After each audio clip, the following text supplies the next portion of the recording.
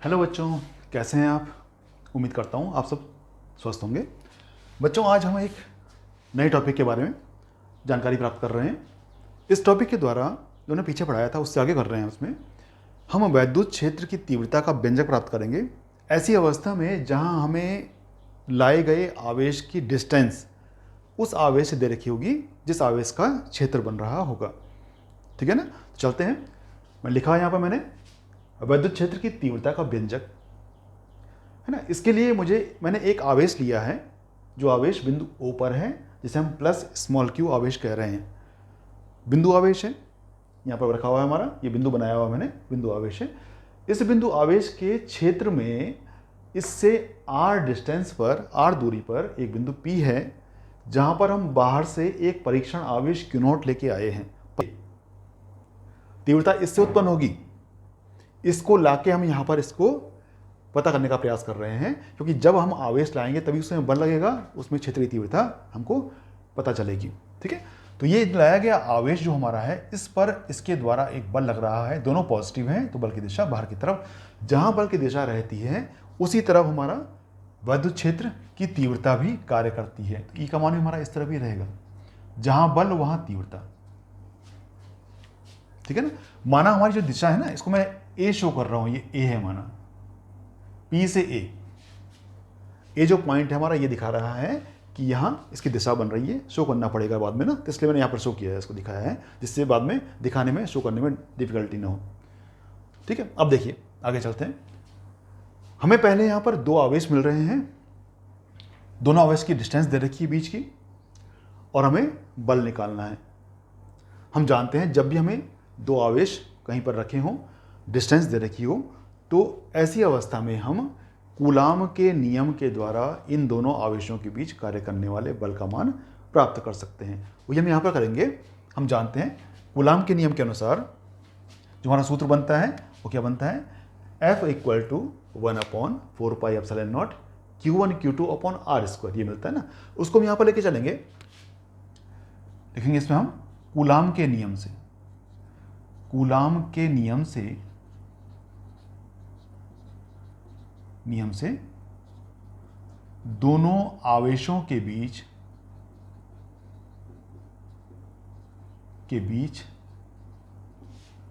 बल जो हमारा F रहेगा उसका मान 1/4πε0 Q0 अपॉन R², क्योंकि हमारे आवेश जो Q1 और Q2 हैं वो Q0 है, रख के हमने मान निकाल दिया। डिस्टेंस इसकी R है बीच की, एक मान लिया। दिशा कहाँ होगी बल की भाई, इस बल की दिशा जो बन रही है हमारी इस P से A की ओर है, इसलिए हमने यहां पर A को माना था P से दिशा, बल की दिशा P से A की ओर, जिससे हम यहां पर शो कर सकें कि बल कहां जा रहा है हमारा। ठीक है ना। अब देखिए बल मिल गया हमको, हमें यहां पर तीव्रता निकालनी है। हम जानते हैं जो हमारी तीव्रता रहती है ना, उसका मान निकालते हैं हम बल और लाए गए आवेश के अनुपात से। जो लाया गया आवेश हमारा परीक्षण आवेश है, अतः वैद्युत क्षेत्र की तीव्रता, वैद्युत क्षेत्र की जो तीव्रता रहेगी उसका मान E equal to F upon Q0 से हम ज्ञात करते हैं। नंबर 2 मान लेंगे इसको। ठीक है ना।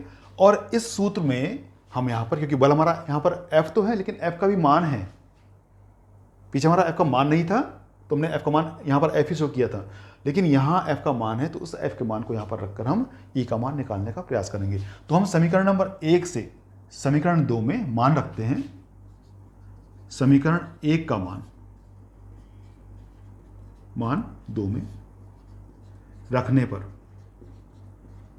मिलेगा हमको E इक्वल टू F कितना है हमारा 1/4πε0 Q0 upon R² upon equal to E upon Q0।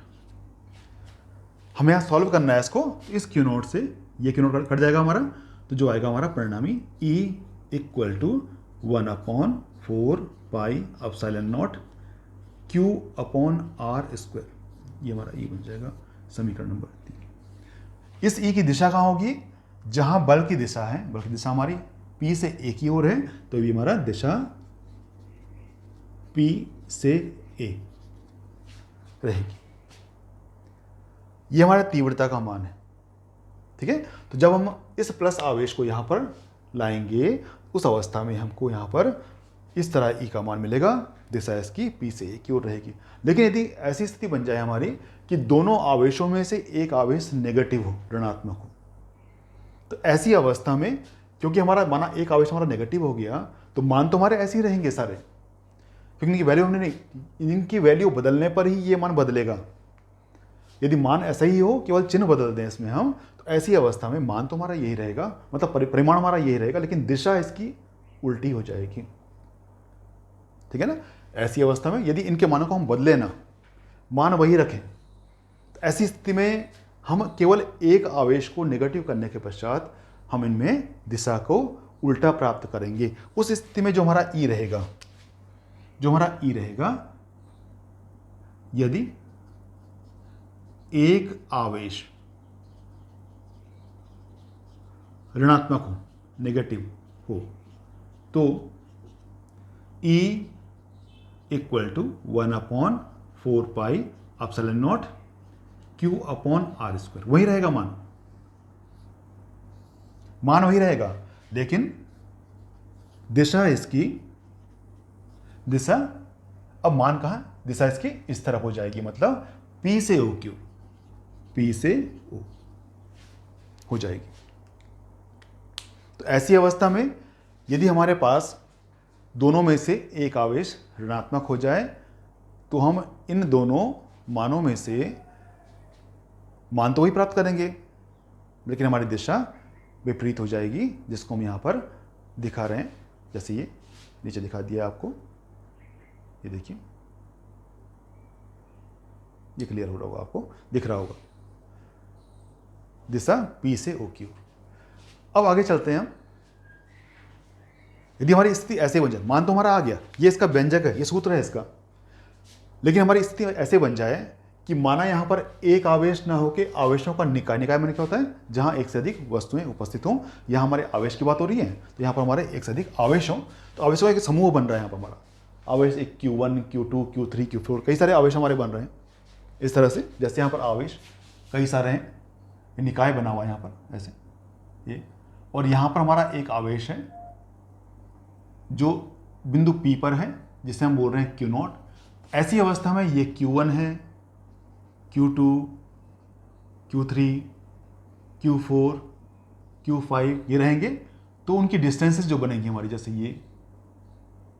ये डिस्टेंस, ये डिस्टेंस, ये डिस्टेंस, ये डिस्टेंस, सबकी दूरियां जो बन रही है वो कैसे होंगी हमारी, R1, R2, R3, R4, R5, कई सारी रहेंगी हमारी, ठीक है ना। तो ऐसी अवस्था में इस बिंदु P पर उपस्थित इस Q0 आवेश पर जो हमारे परिणामी तीव्रता रहेगी, उस तीव्रता का मान हम इन सभी आवेशों के द्वारा इस पर उत्पन्न बल से प्राप्त करेंगे। जो बल रहेगा हमारा वैसे ही रहेगा, एक F1, F2, F3 so on जितने बनेंगे हमारे, है ना। यहाँ जो हमारी अवस्थाएं हैं, मिल रहा है हमको आवेश का मान Q1 है, Q2 है, Q3, Q4, Q5, कई सारे हमारे हैं। तो जो बल रहेगा हमारा, बल रहेगा F1, F2 और चलता रहेगा पूरा हमारा। इसी प्रकार से जो हमें तीव्रता मिलेगी वो मिलेगी E1, E2, सो ऑन, ठीक है ना। तो जो इनका परिणामी रहेगा बिंदु P पर, वह परिणामी इन सभी तीव्रताओं के सदिश योग के बराबर होगा। सदिश मतलब क्या होता है कि इन आवेशों की जैसी अवस्थाएं रहेंगी। यदि ये पॉजिटिव पॉजिटिव है तो सबकी दिशा एक तरफ ही रहेगी, यदि कोई नेगेटिव हो जाएगा दिशा की उल्टी हो जाएगी। उस अवस्था में हम चिन्ह ऋणात्मक लेकर यहाँ पर ई के मान को प्राप्त करेंगे और तब मान निकाल के परिणाम निकालेंगे इसका, ठीक है ना। तो यहाँ पर सदिश रूप में जो हमारा परिणाम रहेगा, ये इसे बोलते हैं निकाय। तो इन आवेशों के द्वारा उत्पन्न जो तीव्रता रहेगी, आवेशों ऐसे बोलेंगे हम इसको, आवेशों के निकाय के द्वारा बिंदु P पर उत्पन्न परिणामी तीव्रता का मान सभी आवेशों द्वारा उत्पन्न तीव्रताओं के सदिश योग के बराबर होगा। मतलब अतः E vector equal to E1 vector plus E2 vector plus E3 vector plus जितने हमारे होंगे E, उन सबको हम जोड़ देंगे इस तरह से, तो हमें परिणाम मिल जाएगा।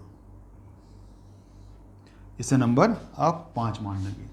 तो ये कंडीशन हमारी है कि यदि हमारी ऐसी स्थिति बन जाए कि हमारे पास आवेशों का एक निकाय है, समूह है, तो उनके क्षेत्र में उपस्थित जो हमारा P बिंदु रहेगा, जहाँ पर हमने Q0 रखा हुआ है, उस पर उत्पन्न परिणामी तीव्रता जो रहेगी वह सभी आवेशों के द्वारा उत्पन्न अलग अलग तीव्रताओं के सदिश योग के बराबर हो जाएगी। ये भी कंडीशन हमारी बन रही है। 2 स्थिति बन रही है हमारी यहाँ पर। एक तो ये कि यदि दोनों में से एक आवेश ऋणात्मक हो जाए तो क्या स्थिति बनेगी, यदि आवेशों का हमें निकाय मिल जाए तो क्या स्थिति मिलेगी, और जो सिंपल अवस्था बने हमारी, एक आवेश पॉजिटिव हो और क्षेत्र उसके भी जो बना रहा है हमारा वो भी पॉजिटिव है, तो क्या स्थिति बनेगी। तो ये हमारे सूत्र हैं जो तब मिलते हैं हमको जब हमको क्षेत्र उत्पन्न करने वाले आवेश से उस आवेश की डिस्टेंस दे रखी होगी जो आवेश हम लेके आ रहे हैं, है ना। तो इस अवस्था को, इसको कहते हैं हम वैद्युत क्षेत्र की तीव्रता का व्यंजक। आपको यदि अच्छा लगे तो आप लाइक कीजिए, चैनल को सब्सक्राइब कीजिए, जिससे आपको नए नए वीडियो लगातार मिलते रहें और आपको कोई डिफ़िकल्टीज ना हो। ठीक, तो मिलते हैं नेक्स्ट टॉपिक में, नेक्स्ट वीडियो में कुछ नया पश्चात। तब तक के लिए bye, have a nice day.